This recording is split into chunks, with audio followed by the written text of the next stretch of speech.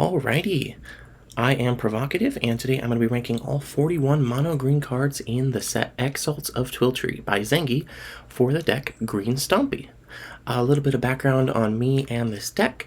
I started playing it around, I believe just before the rotation of Chikyu Chaos Reigns. I've been the main pioneer of the deck and been making most of the changes to it since then as rotations happen. I took the deck to the finals of World. I took it to the finals of GP Patricia, and I recently took it to the semifinals of GP Darkhand Enterprise. That was it. Yes. I haven't won a GP or Worlds with it yet, but we are going to get there. So I think I am pretty knowledgeable with the deck, so I think I'm in a position to rank these cards accurately. First things first, this is our current list. You can pause and go through it if you like, but the main things to focus on is that this is a low-curve, aggressive deck that wants to play creatures on board quickly and win the game as fast as possible. Our main goal is to curve out and beat the opponent's face in. Simple as. Unfortunately, the deck was basically had a backbone of Theros Age of Trax cards, and that is the set that is rotating out in the next week. With Theros goes some very, very key parts of the list. Seeker of New Horizons and Menelea being some pretty sizable losses, with Nessian Scout Captain and King of the Wilderness being less painful, but still not great to lose. Seeker was our premier one-drop of choice until it received a nerf, but it still remained in the deck after that. Menelea was the best form of board wipe protection the deck had, and Nessian Scout Captain and King of the Wilderness were both vying for second best finisher in the deck. However, the most painful of all these losses is Skull and X-Weaver. This was the card that basically locked us into being mono green. It paid us off greatly for playing all the strong mono green devotion payoffs. And it was basically just a house of a 3-drop that did everything the deck wanted. It was pretty much perfect. So as we go through the cards today, we're going to keep a lookout of pretty much every single part of the curve from 1 to 5 has lost one card. So we're going to be looking out for early game creatures, mid-range engines like Nyxweaver, and late game stat bombs. So without further ado, a couple notes. Since Nyxweaver and to a lesser extent Seeker of New Horizons and King of the Wilderness are rotating, I am now more open to splashing a color or two.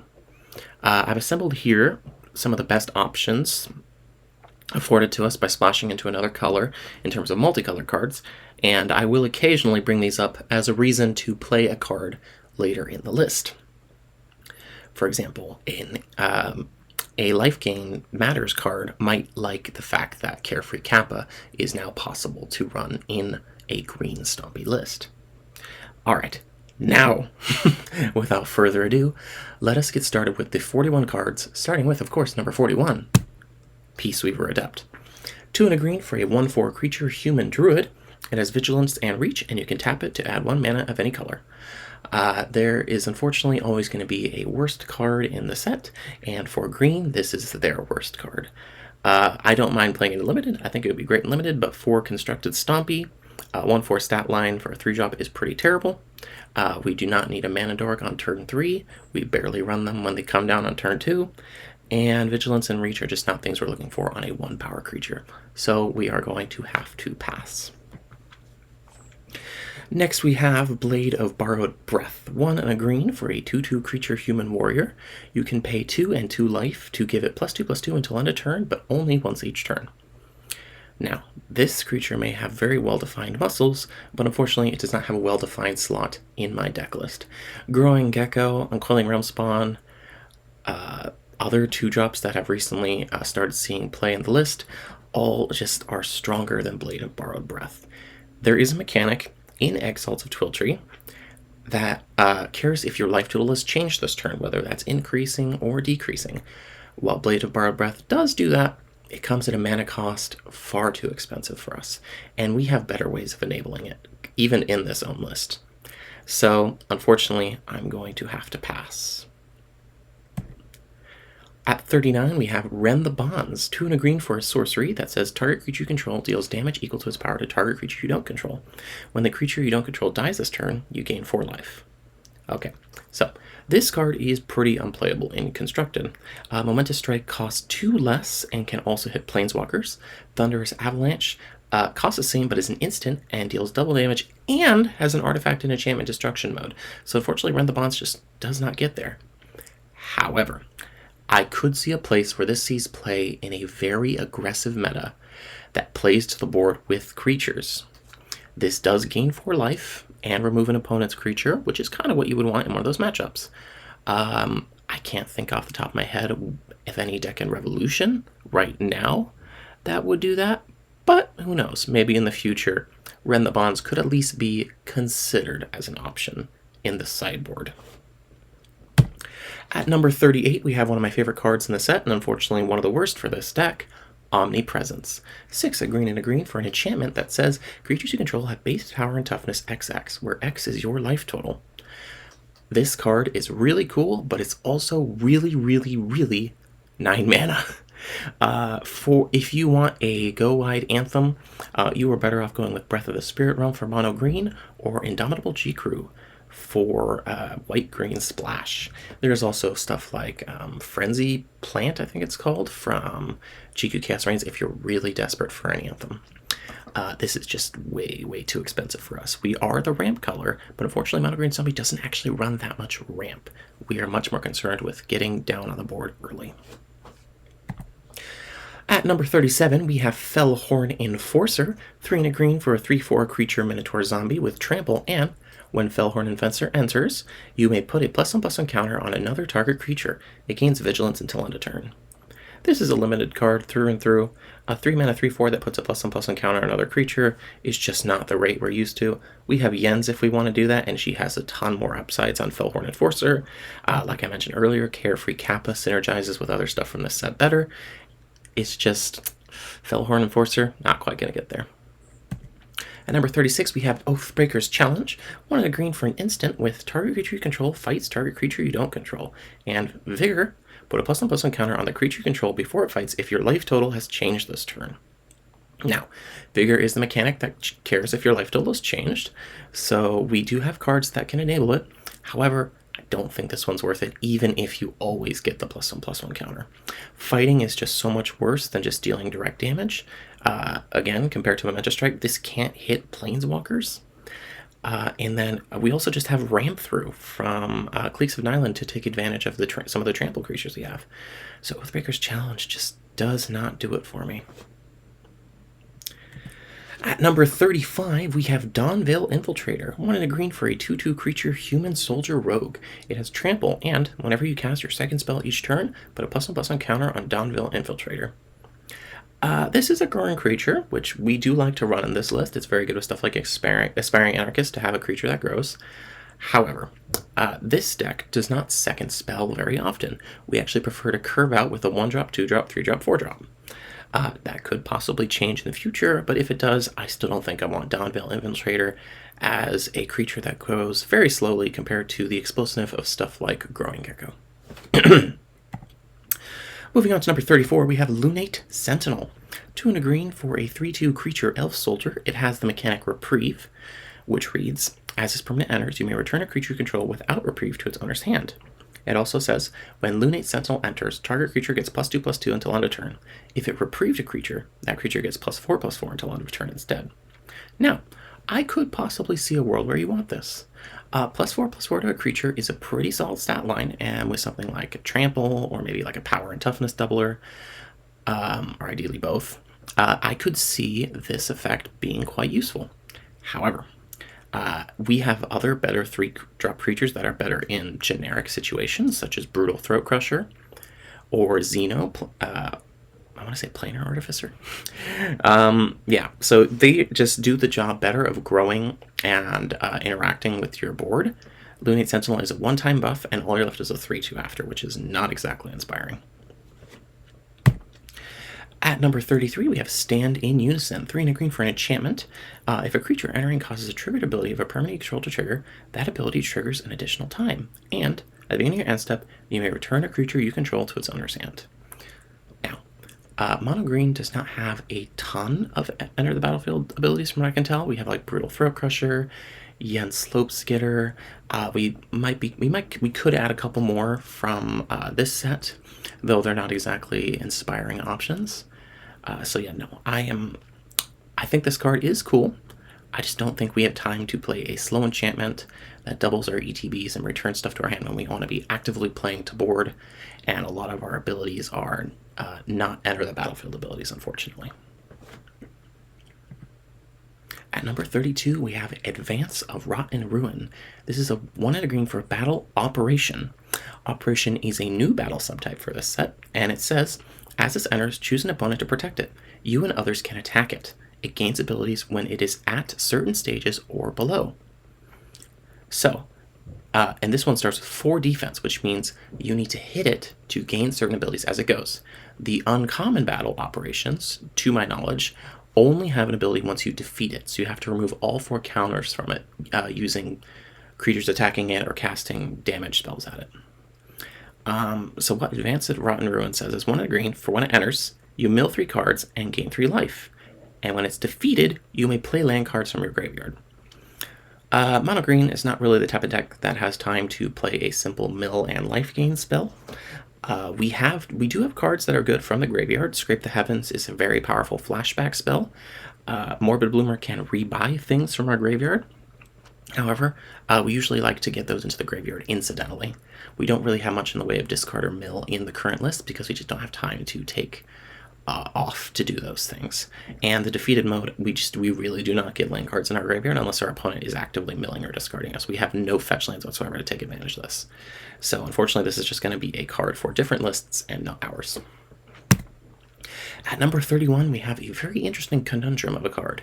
Angelbound Warden. 2 and a green for a 2/2 creature human soldier with Ward 2, and whenever Angelbound Warden or another soldier enters, put a +1/+1 counter on Angelbound Warden. And whenever an angel you control enters, you may move any number of counters from Angelbound Warden onto that creature.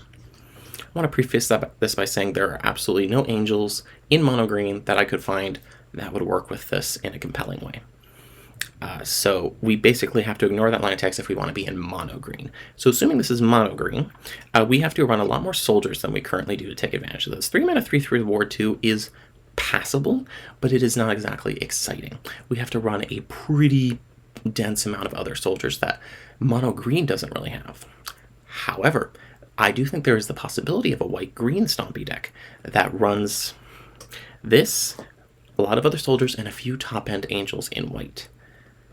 However, I don't think Angelbound Warden is worth the juice or the squeeze to make this work. Moving your counters to your angels is nice, but honestly, I'd rather have them on the creature with Ward 2. The angel's already going to be a target because it's a flyer. So I'm sure there are situations where you would put them, but I'm just not that compelled by this, unfortunately. At number 30, we have Rot in Hunger. 1 and a green for a sorcery that reads, double target creature's power and toughness until end of turn. This is very familiar to Scrape the Heavens. Scrape the Heavens is a card that has not seen very much play, unfortunately. I am planning on running it more after its very stellar performance in the recent GP for me.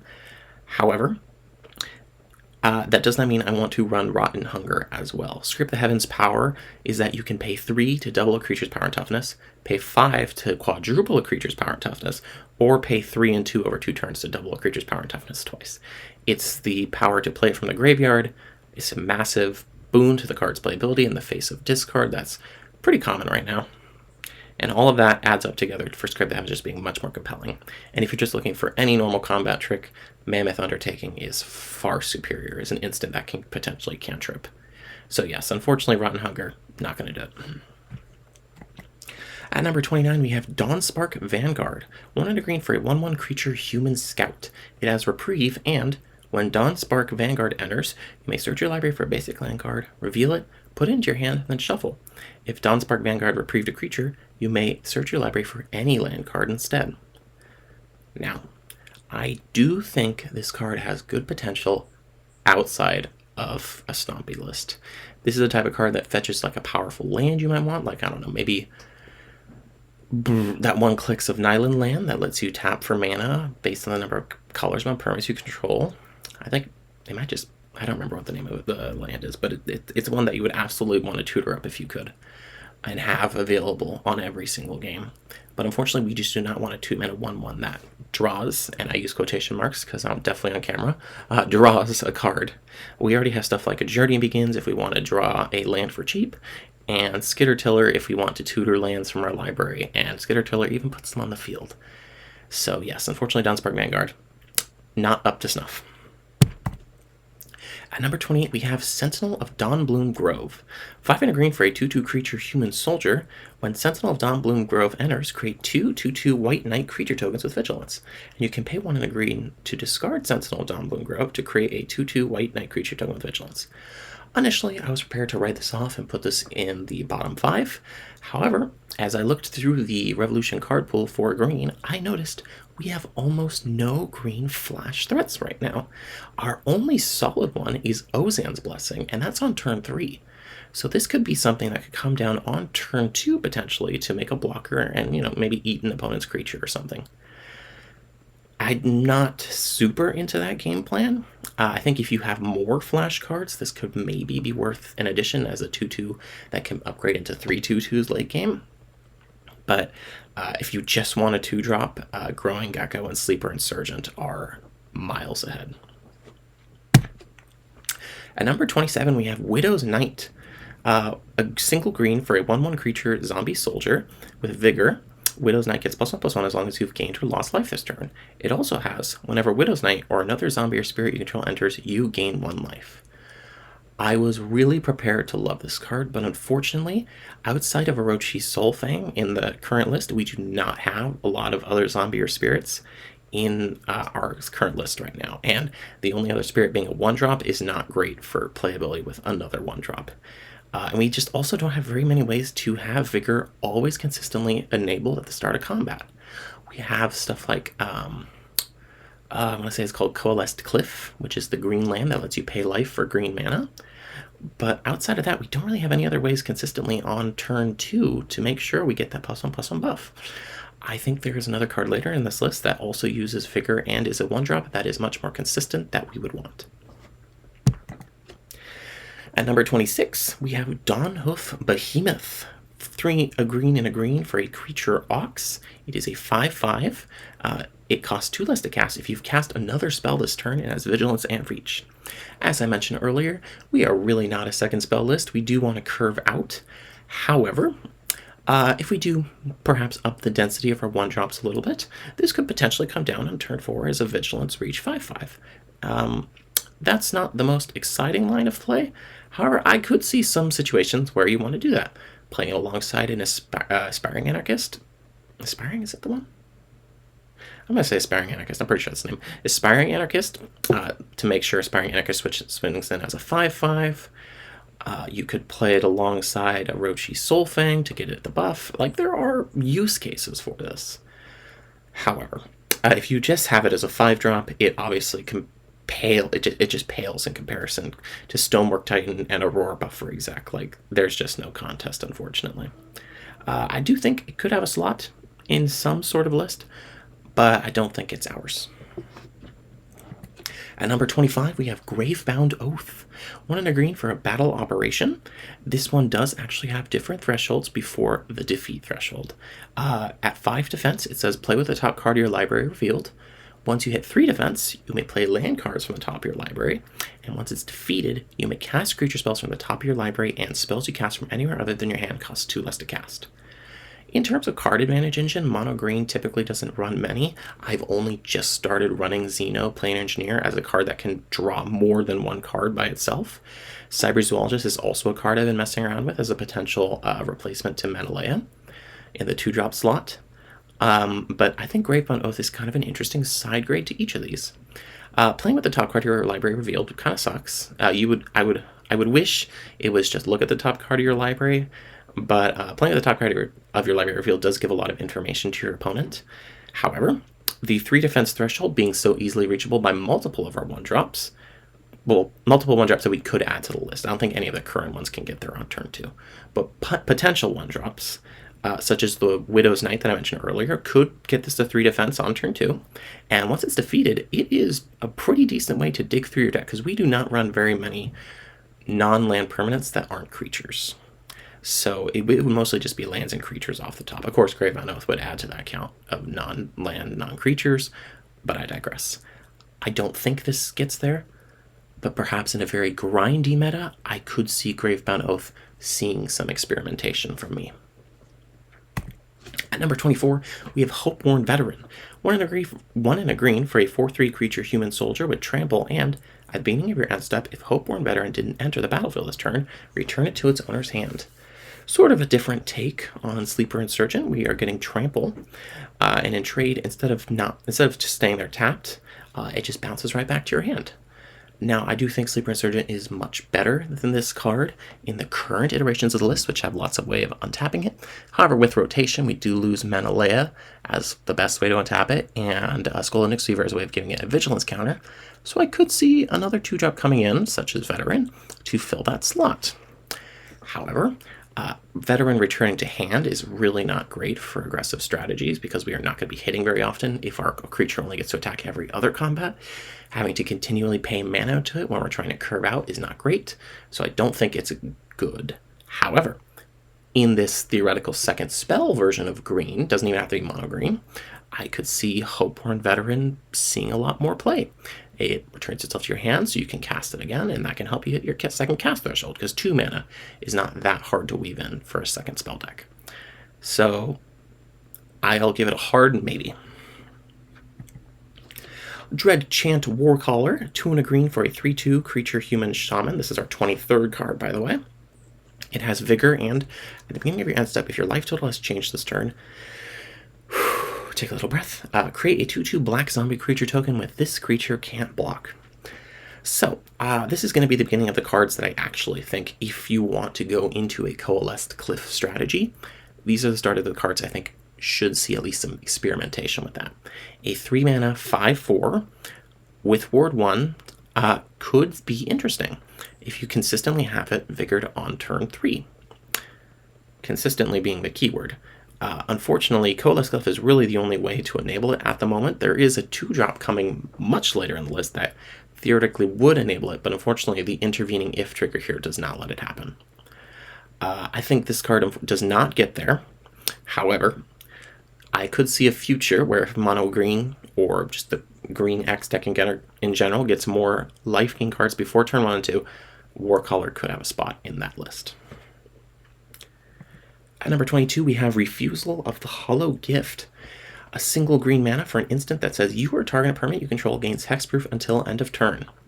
Compared to our current best hexproof targeting spells, which are Make an Escape and Immersive Moment, I believe Refusal of the Hollow Gift lands solidly in the middle of the 3. Being able to stifle a Chronicle of Extinction is a big upside that Make an Escape and Immersive Moment do not have. And that alone makes me quite interested against black decks, which normally Chronicle is just ruinous for you. However, with Refusal, Chronicle becomes a lot less debilitating. So it will be something to test out. At number 21, we have Architect of Resolve. 3 and a green for a 3/4 creature human soldier with Reprieve, and whenever one or more other creatures you control leave the battlefield without dying, create 2 1/1 white soldier creature tokens. Originally, I was going to put this card a bit lower on the list, as in around the 30s. However, as I thought about it more, I realized this card actually has a lot of mini synergies with the deck. It is a 4-drop, which we are now short on, so it can go alongside Yen's Slopeskidder as our second 4-drop. Yen's can also wander to leave the battlefield without dying. And then the other thing that I wanted to point out was that Banishing Lights are a very popular thing right now. And with the 2 new ones coming in Exalts of Twiltrie, I have a feeling they're going to get even more popular. And Architect of Resolve is great into Banishing Lights, unless it itself gets Banishing Light, in which case it's not. However, we often have bigger threats that demand a Banishing Light, so whenever they do get Banishing Lighted, 2 1/1 tokens for you, because the creature left the battlefield without dying. We're also getting a new blue Unsummon in the set for a single mana. Architect of Resolve gives you 2 tokens off it. It's not a bad card. I am not excited for it, but I could see a world where it sees play in a GP after I see a bunch of like hard control decks in league deck lists. I would feel inspired to perhaps put this into my deck. So, verdict, possible. And I'll leave it at that. Moving on to number 20, we have Groveborn Envoy, another 4-drop that I do think has potential in this list, and I think I like this one even more than the last. 4 mana, 2 a green and a green for a creature, Centaur Druid Soldier. It has power and toughness, each equals to the number of lands you control, and when it dies, it creates a tapped everywhere token. For those who are not aware, it's a land that's every basic land type. This hits a lot of small things that the deck likes. A lot of the times, we draw our Yens after we're already at 6 or 7 lands, meaning Yens is just a 4-mana 4/4 with haste. That's not bad, to be clear. That's still a good card, but it's not as nice as like a 4-mana 7/7, which would be Groveborn Envoy in that situation. Groveborn Envoy is also less vulnerable to non-exile based removal. Unfortunately, we are still in a Banishing Light meta, so it does lose a little bit of points on that, but we do still have destroy-based board wipes. We still have stuff like Drag to Hell, Hang, those are still quite popular. So I could see situations where Groveborn Envoy shines. I don't think it's as good as Nessian Scout Captain was, so we'll have to see if it can earn a slot in the deck against the other 4-drop that's coming up in the list later. At number 19, we have Austin the Crowned Shadow, 15 and a green for a 9/9 legendary creature, Beast Spirit. If your life total is less than your starting life total, this spell costs X less to cast, or X is the difference. It has Trample, Vigilance, and Reach, and you have Hexproof. I just want to say, I don't think this card is a main deck card, and I'm not even sure if it's a sideboard card. However, against decks like Mono Red Burn, who can get your life total down for you, I could see this as a potential sideboard card to come in. Rejuvenation Station along this basically just ends the game immediately, which is something that's desirable and lets you dig very deep for stuff too. So, is it a good card? I have no idea. Is it a possible good card? Yes, I certainly think so, and that's earned it number 19 on the list. Oh, wait, gotta mention, Mono Red Burn also does not like the fact that you get hexproof off this, because it means your bolts no longer can hit the face, and that's one of the usual ways that Mono Red actually finishes off the game through Mono Green Stompy, is a bolt over the top. So this is pretty big for that too. Okay, sorry, now moving on. At number 18, I have Advance of the Empty Throne, our 3rd battle to show up on the list. It is a battle operation again, 1 of the green for a 4 defense battle. When it enters, you return target non-battle permanent card from your graveyard to your hand, and when it's defeated, it has, whenever a land you control enters, create a 1/1 white soldier creature token. Now, we've already mentioned that Morbid Bloomer is a card that occasionally pops up in mono green lists, and I do think Morbid Bloomer is better than this card. However, if we go into this theoretical mono green self-mill deck, I think this has some solid legs. Returning a non-battle permanent card from your graveyard to your hand is not the craziest effect for 2 mana, but it is useful. And when it's defeated, every time a land you control make a 1/1 is so nice for gumming up the board. There is a card later in the list that does let you return lands from your graveyard to your hand, so it lets you take advantage of this too, while also milling you. So I could see that card, Advancing the Empty Throne, and Morbid Bloomer all pairing, perhaps in like a green-black list with Spiky. I'm not enthused about this card. It's not going to be the main reason to pull me into green-black, but I think it is just solid enough that I could see myself including a couple copies. At number 17, we have Scour the Crown Lands. 2 and a green for a sorcery that says create a tapped everywhere token, and create a 2/2 black zombie creature token, but this creature can't block. Normally, I wouldn't give this card the time of day. It's a ramp card, and we are not a ramp deck. However, a landfall trigger and making a 2/2 token to help be aggressive is like just enough pressure for me to consider it. We have powerful 5-drops available to us in mono green. Aurora Buff Exec, Stonework Titan, another one coming up later that I'm going to mention. These are all very powerful cards that become much better if you can get them down early. And we now have a 1-mana dork in the format, meaning Scour the Crown Lands can ramp us to turn 5 through the 1-mana dork. So, do I think this card is the next coming of powerful 3-drops to replace Nyx Weaver? No, absolutely not. However, I could see the potential. Number 16, we have Purifier of Dawnbloom Grove. 1 and a green for a 2/2 creature elf druid. It has Reprieve, and when Purifier of Dawnbloom Grove enters, you may destroy target artifact or enchantment if it has mana value of 1 or less. If Purifier of Dawnbloom Grove reprieved a creature, destroy that artifact or enchantment instead. Now, this card normally would be pretty exciting to me if we didn't have the powerhouse that is Masksmith. Masksmith is a super crazy good 2-drop that absolutely hoses artifact and enchantment decks and single-handedly turns them from a not great matchup on the main board to a, if I draw Masksmith, you are not happy type match. So Purifier just straight up cannot compete with Masksmith. However, we do often run Hungry Blob in the sideboard or Thunderous Avalanche. I tend to prefer Thunderous Avalanche. I don't think this card is better than either of them. However, Thunderous Avalanche rotates pretty soon, so Purifier could come in then. And it is also a 2-drop instead of a 3-drop for Hungry Blob, so I could also see if an artifact and enchantment deck gets so crazy aggressive that it needs to be dealt with on turn 2, Hungry Blob can move out of the sideboard for Purifier. So I do think there is a path for Purifier to see play, especially once Avalanche rotates. At number 15, we have Ring of Promised Vows. 1 and a green for an artifact with tap, add green. If this mana is spent to cast your second spell this turn, that spell can't be countered. Not the strongest green ramp option we have available to us, I think. Concurrent Escapist and Sunsoaker both stick in my mind as probably our best green 2-drop ramp spells, at least in mono green or green X Stompy. But I do think Ring of Promised Vows has some potential sideboard power. We do occasionally go against control decks that can counterspell us before we can land our big Stompy creatures and then wrath us. And because of the counterspells, we aren't able to keep enough pressure to kill before the wrath. Ring of Promised Vows can bring out one of our 4-drops early, or it could potentially protect a key 3-drop by combining with a 1-drop on turn 3. I'm not saying the card is the control killer like something like Carnage Tyrant, but I could see the situation where Ring comes in from the sideboard to beat a particularly nasty control deck. At number 14, we have Vows Reflection. 1 and a green for an enchantment that says, at the beginning of your end step, you may return a creature you control to its owner's hand. If you do, draw a card.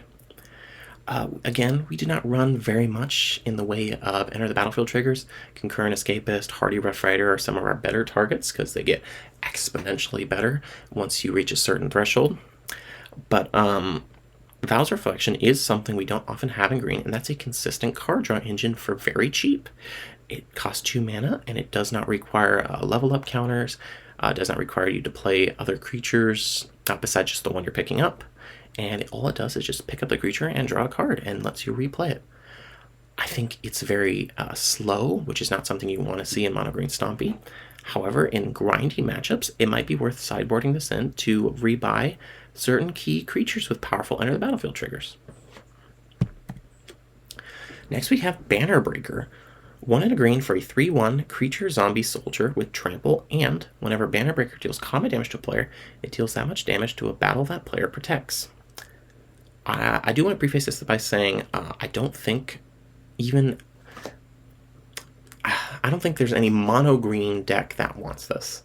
However, there are a lot of powerful battles in other colors, especially in my eyes, red and white for aggro and black and blue for control. So if we're running a Stompy list with either red or white, I think Banner Breaker could have a slot. There are some really powerful white ones that can curve after this, or red ones that can curve after this, and white ones that can come down alongside it. Now, is it a better 2-drop than Masksmith or Growing Gecko just in general? No, absolutely not. In those decks, would you probably still rather have a Masksmith? Probably yes. However, the trample is nice, and it can just get you that little bit of a way to a battle to getting that defeated little notch that you need to get an effect. And that's probably something that's worth it to me. Number 12, we have Faithline Marshal. 2 and a green for a 2/2 creature human cleric. It has flash, and whenever you cast your first spell each turn, create a 1/1 white soldier creature token. Whenever you cast your second spell each turn, create a tapped everywhere token. And whenever you cast your third spell each turn, creatures you control get +1/+1 until end of turn. Having flash on this does make it quite interesting. Like I mentioned earlier, there is a potential flash deck between Ozan's Blessing and Sentinel of, I want to say Dawnbloom Grove is the name. This ability to hold up mana in a green deck is not something we've had before, and it could be worth messing around with.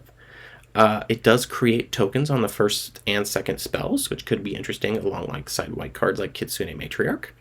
It also helps us go wide. Nyxweaver was one of our best ways to go wide in the 3-drop slot by making 1/1 human soldiers to help insulate us from edicts. So Faithline Marshal could see a similar role. Creating tapped everywhere tokens, it triggers our landfall from Yenslope Skitter and other cards. And the third spell, I doubt we ever get there in our Stompy lists, but I could see it, and when it does happen, an Anthem is quite nice. If we ever run Skitter Tiller combo back alongside Jens, well, I don't know if it works without Skull and Nyxweaver, but if it ever happens, Faithline Marshal can trigger off the Furrow to help us out there. At number 11, we have Banners Unbroken. 6 a green and a green for a sorcery that says this spell costs 2 less for each angel you control, and until end of turn, creatures you control get +1/+1 for each soldier you control. Alright, I just want to preface this by saying, this card is not good in mono green. Do not play it in mono green. It's terrible. I also only ranked it this high because of the hype that other people have for it, to be honest. I don't see it in white-green angels/soldiers at all. There are not very many good cheap angels for this to come down, and you have to play so many angels for this to just be like a frenzy plant. I just do not see the vision on this. I think you would rather run Breath of the Spirit Realm or the aforementioned Frenzy Plant, or if you're in white-green, Indomitable G-Crew is such a house of a card that should be seeing so much more play. But my point is, while I think this card definitely has potential, I don't see it, but I want to see it, so that's why I'm ranking it here. Alright, getting into our top 10, these are some of the cards that I am quite hyped for.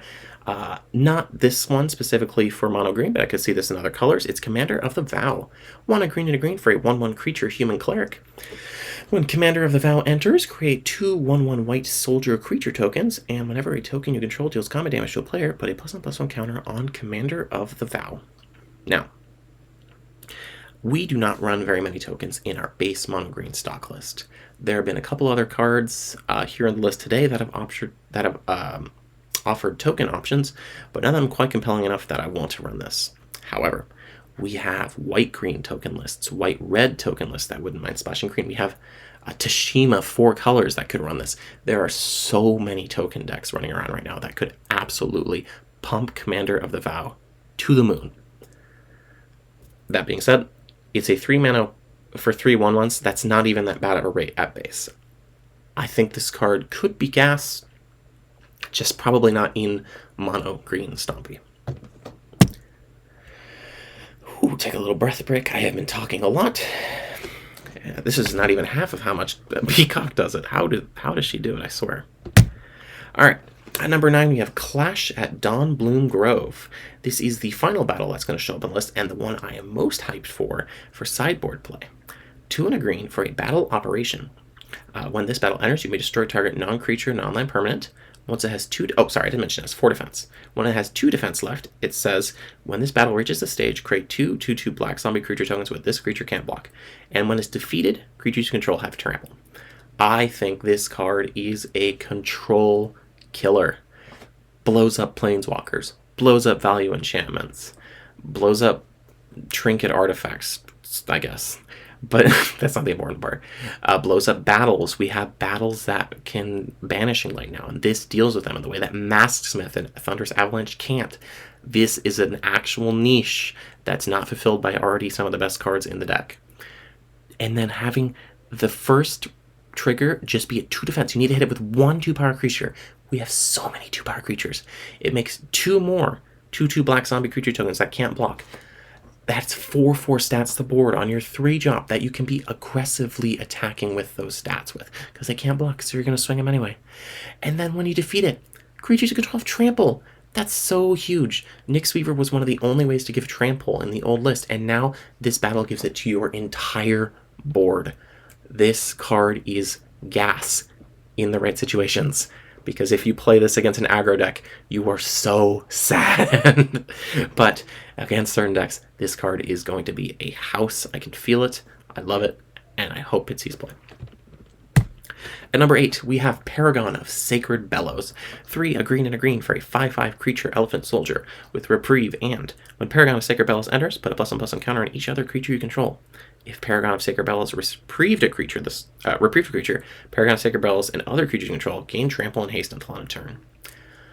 I do not know what to think about this card. It's very interesting. 3 green and green for a 5/5 that puts a +1/+1 counter on each other creature you control at base is not bad. If we have a wide board, this card is perfect for just adding a bunch of stats.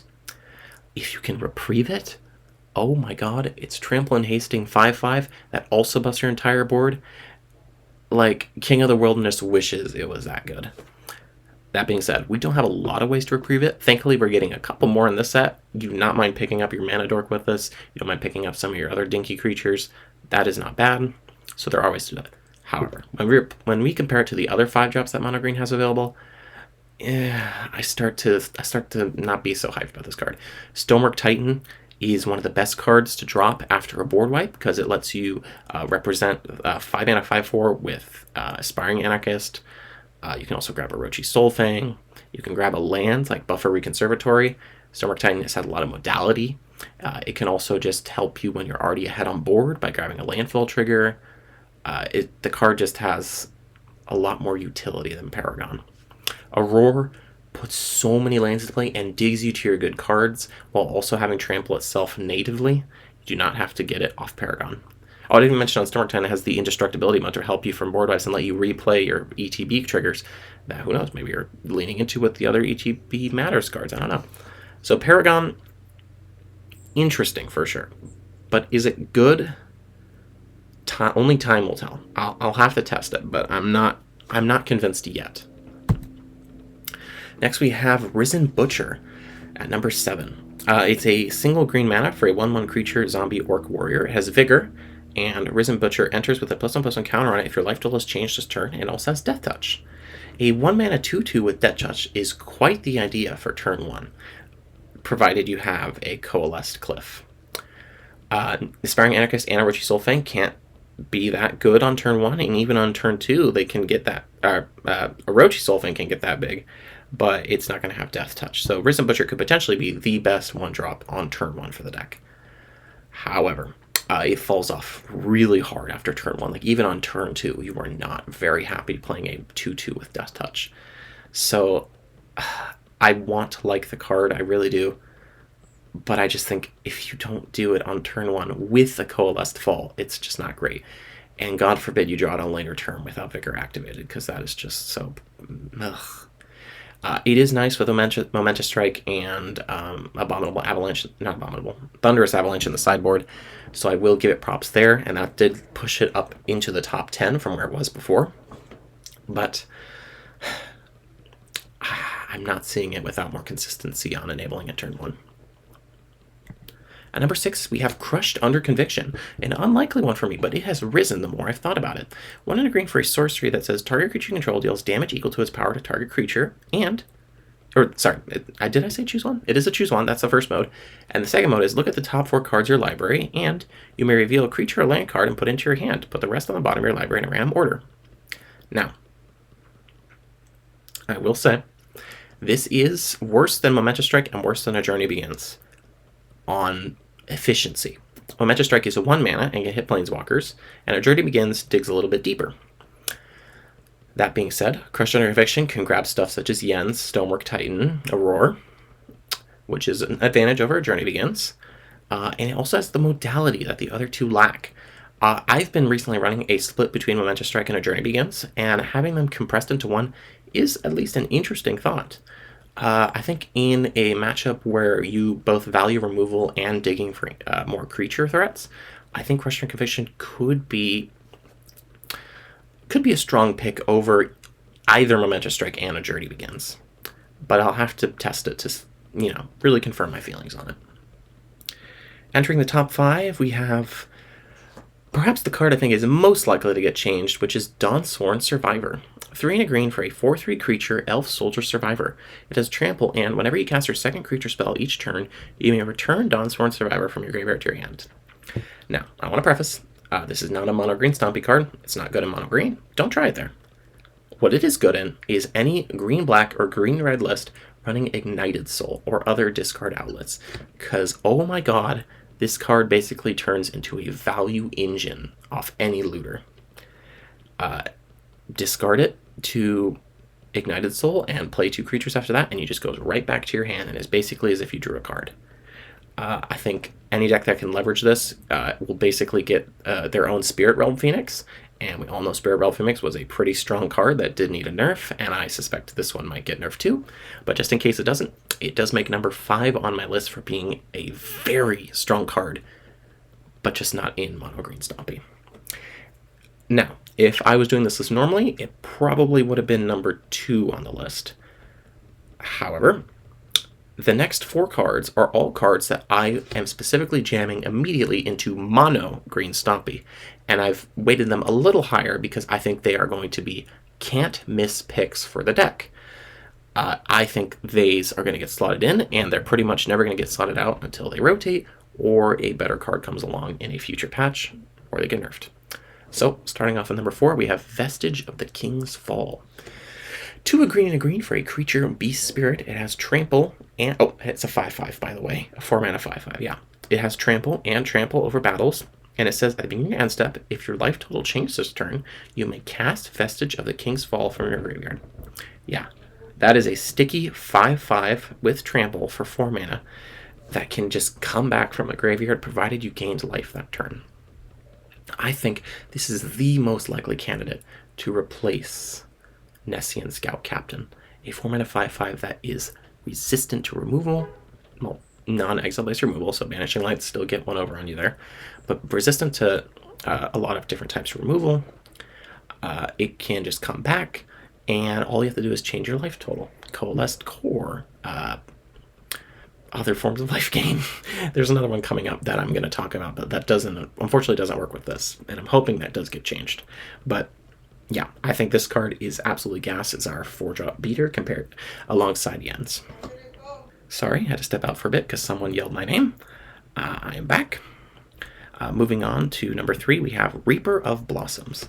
1 and a green for a 2/3 creature spirit druid. At the beginning of your end step, mill 3 cards. Then you may pay green. If you do, return a land card from your graveyard to your hand. If you don't, you gain 1 life. Folks, this is a 2-mana 2/3 that mills cards and gains life passively. You don't need to put anything into it. It just does that automatically. Like, it's just good on rate. You put this in a deck with Morbid Bloomer, Spiky, Vestige of the King's Fall, and it stocks your graveyard. Unfortunately, the 1 life gain does not let you cast Vestige of the King's Fall. I do hope that gets changed because that would be a cool synergy for mono green to have. But assuming it doesn't, it still has synergy with other life gain cards that we can run. And then it can also just help you hit your land drops. Have a free mana in a turn where you didn't perfectly curve out. Get a land back. It doesn't even need to be among the milled cards. You're stocking your graveyard to the brim anyway. This card is sweet, and I am looking forward to jamming 4 copies in mono green Stompy. Number 2, we have Redeemer of Hollowed Flesh. 2 and a green for a 3/3 creature human soldier with ward 2, and being at combat on your turn, target opponent exiles a card from their graveyard. Create a 1/1 white soldier creature token if they exile a creature card this way. Create a treasure token if they exile a land card this way. If you didn't create a token this way, put a +1/+1 counter on Redeemer of Hollowed Flesh. I think this is the best new 3-drop for green in the format. Imagine playing this off the 1-mana dork. You play the dork, turn 2, you play Redeemer. Couple things that are an option. So they exile a card from their graveyard. If they have nothing in their graveyard, you just played a 4/4 on turn 2 with ward 2. It's not dying to an edict because you can sacrifice your token, or your mana dork. It's not dying to target a removal because again it has a ward 2. It's just going to start beating face, and it's going to continue to get value because at the beginning of every combat it's going to get more power. Or alternatively, if they played a fetch turn 1, now you exile their fetch, you get a treasure token, and now turn 3 you get to play a 5-drop off your mana dork and the treasure The mana dork dies. You're only playing a 4-drop turn 3. Oh, what terrible value. I got to play my Yens on turn 3 and swing in with it and Redeemer. This card is going to be the thing that puts green Stompy back on the map after losing so many good pieces. I believe in it.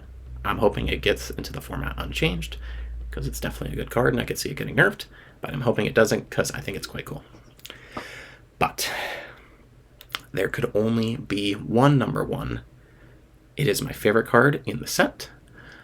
It's going to be the card I try to promo relentlessly through the GP. It is Huskforger Acolyte. A single green mana for a 1/1 creature human artificer with tap, add a colorless mana. We have a 1 mana dork in Rev, in green, in Stompy. It is gonna be a game changer. And as a bonus, it also has 4 green and a green. Huskforger Acolyte becomes a 5/5 zombie knight with trample, loses all their types and abilities. My 1 mana dork has late game possibilities with trample. Oh my god, this could not be more perfect for the deck. It already doesn't have a 6-drop to play. We stop our curve at 5, and now our 1 mana dork upgrades to a 6-drop if we want it to, with haste if we already have it on board. Or you can tap it to make it a 5/5 with trample on turn 5 at instant speed, so you can surprise block with it too. This card is game-changing for mono green. I was going to completely write off mono green going into this rotation, and Acolyte and Redeemer of Hollow Flesh and kind of Reaper Blossoms have solidified that the deck still has legs. I don't know if Acolyte's going to be that good outside of mono green, because that colorless mana can be pretty debilitating if you have like double pipped creatures. But I think mono green is in the perfect place to take advantage of it. I'm so excited for this card. Anyway, thank you all so much for watching. This was a pleasure. I want to thank you all for tuning in.